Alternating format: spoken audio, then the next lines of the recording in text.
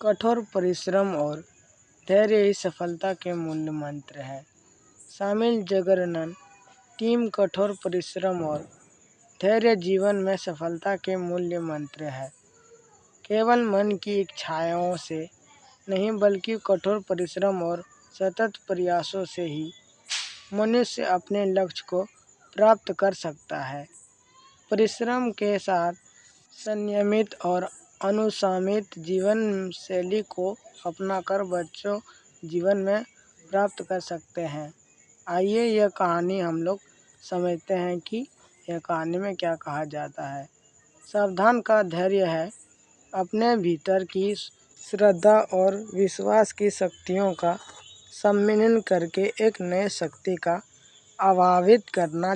मनुष्य कोई भी महत्वपूर्ण कार्य करना चाहे तो उसमें किसी की न किसी प्रकार की बाधा भय और विघ्न लोभम आते ही है, किंतु जो लोग उनका दृढ़ता से सामना करते हुए आगे बढ़ते हैं वे सफलता के द्वार पर पहुंचते हैं। यही उनकी सावधानी है। यह प्रत्येक व्यक्ति सावधान में लगा हुआ है। किसान अपने पसीने से धरती से सोना उगाता है। श्रमिक धूप में तप कर आशियाना खड़ा रहता है। शिक्षक देश की भावी पीढ़ी के निर्माण के लिए सावधान रखता है। माता पिता बच्चों के पालन पोषण के लिए सावधान रहते हैं। यदि जीवन से सावधान को निकालना दिया जाए तो कुछ नहीं बचता है। संसार के किसी भी कार्य में सफलता पाने के लिए जो मंजिल तय करनी पड़ती है उसे सावधान कहा जाता है। किसी भी प्रकार की सावधान से सिद्धत प्राप्त करने के लिए मन मस्तिष्क का निर्विकार होना जरूरी है। जब हमारे मन और मस्तिष्क में किसी प्रकार का कोई विकार नहीं आता और सामने किसी प्रकार के बुरे विचार भी नहीं होते हैं तब हम अपनी सावधान द्वारा सिद्धि को प्राप्त कर सकते हैं। व्यक्ति का सबसे बड़ा शत्रु उनका घमंड होता है। व्यक्ति को शक्तिहीन कर देता है। सावधान में भी किसी प्रकार का घमंड नहीं करना चाहिए, तभी इनका सफलता मिलता है। कई बार बच्चों जल्दी सफलता नहीं मिलने पर निराश हो जाते हैं और धैर्य नहीं रख पाते हैं। यदि वे धैर्य के साथ निरंतर प्रयास करते रहे तो उन्हें अपनी सावधान का सफलता अवश्य मिलता है। व्यक्ति को सफलता प्राप्त करने के लिए सावधान की तरह धैर्य के साथ सावधान करनी होती है।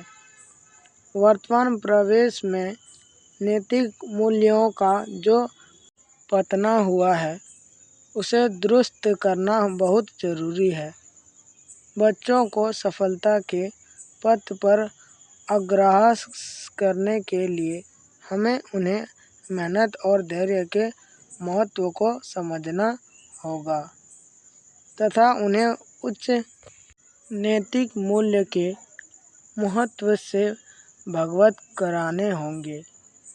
हमें बच्चों को समझना होगा कि परिश्रम एक साधन के समान है जो मनुष्य के आत्मविश्वास और आत्मबल को बढ़ाता है।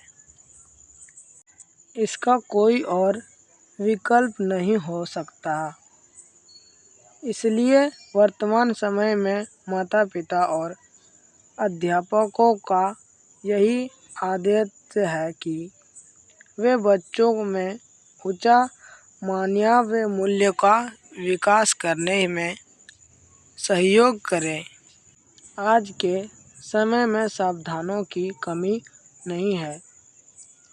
उनका सकारात्मक रूप में उपयोग किया जाए तो सावधान का फल अवश्य मिलेगा। पापा जी का रिटायर होने का समय जय पास आ रहा था। वह जैसे अपने आप को दिलासा देने की कोशिश करने में लग गया। चलो भाई, हफ्ते में एक दिन की छुट्टी का जिस बेसब्री से इंतज़ार रहता था, वैसी छुट्टी अगर दफ्तर से हमेशा के लिए मिल जाए तो फिर इसमें निराश होने जैसी बात क्या है।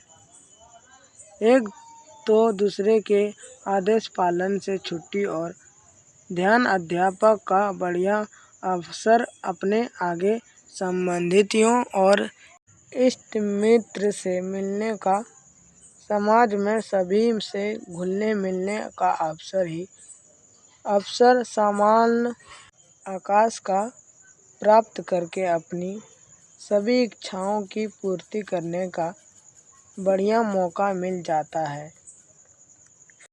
फिर लोग रिटायरमेंट से भागते क्यों हैं? पापा जी नियमित कानून से रहने वाले व्यक्ति थे, जिसका पालन वे अपने अवसर प्राप्तियों के बाद भी करते रहे थे। वे रोज शाम को मम्मी जी के साथ बाजार तक घूमने के लिए जाते थे। बचपन में जब मम्मी पापा तैयार हो कर निकलते थे तो बच्चे को साथ ले कर जाने से बचने के लिए आए और नौकर से कहकर उन्हें इधर उधर हटा दिया जाता था। मगर एक दिन परिवार की छोटी बच्ची मम्मी जी से आकर लिपट गई कि हम बच्चे भी बाजार जाएंगे।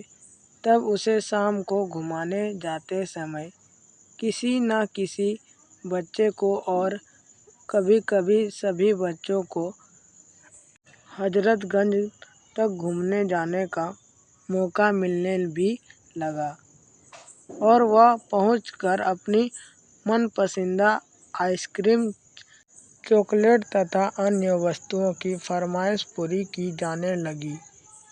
रोचक मोड़ आता है कि कहानी में जबकि पापा जी के अवसर प्राप्त के बाद उनका घूमने जाने की आदत में बदलाव तो नहीं आया, मगर मम्मी जी के पाँव में दर्द के चलते वे अब पापा जी का साथ नहीं दे पाती है और पापा जी चूंकि अकेले जाना नहीं चाहते, इसलिए घर के किसी न किसी बच्चे को साथ लेकर जाना पड़ता है।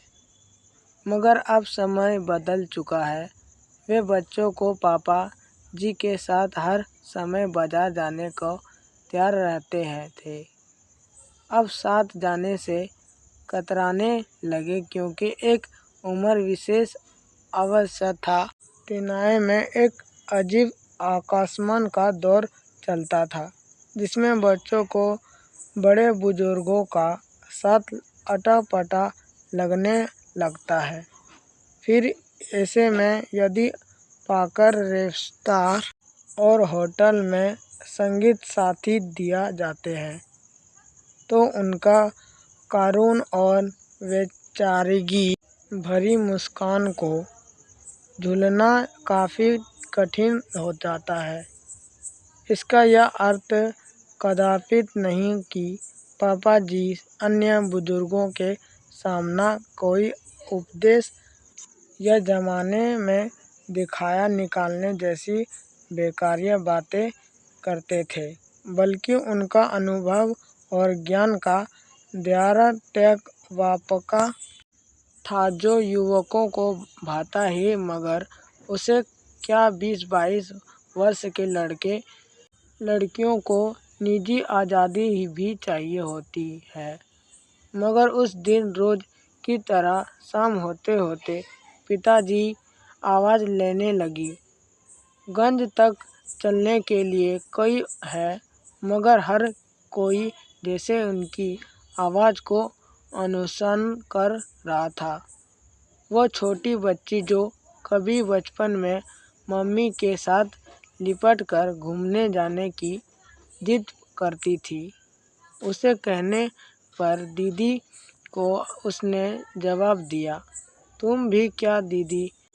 उस बड़ी हो चुकी थी। बच्ची ने आवाज़ दबाकर ही बात कही कि मगर धीमी आवाज़ पापा के कानों तक पहुंच चुकी थी। पापा कुछ देर के लिए चुपचाप बैठे ही रहे, नज़र सिर्फ पर जमा कर चेहरे पर एक विषाद भरी मुस्कान के साथ। मगर फिर उठे, उसे कोट उतारा और मम्मी को आवाज़ देकर कहा, सुनो, कई बार पहाड़ से छड़ी लाई है तो कोई एक तो दो। एक छड़ी उठाकर मैंने कमरे में रख दी थी, पापा को उत्तर दिया। एक तो यही है, चाहिए छड़ी कौन सी उठाकर पापा के सामने कर दी है। यह तो बहुत अच्छी है, पापा ने छड़ी की मूड़ पर हाथ फेरते हुए कहा और छड़ी तोड़ते हुए किसी की ओर देख बिना घूमने के लिए चले गए। मानो हाथ की छड़ी को देख कर उन्होंने समय को स्वीकार कर लिया।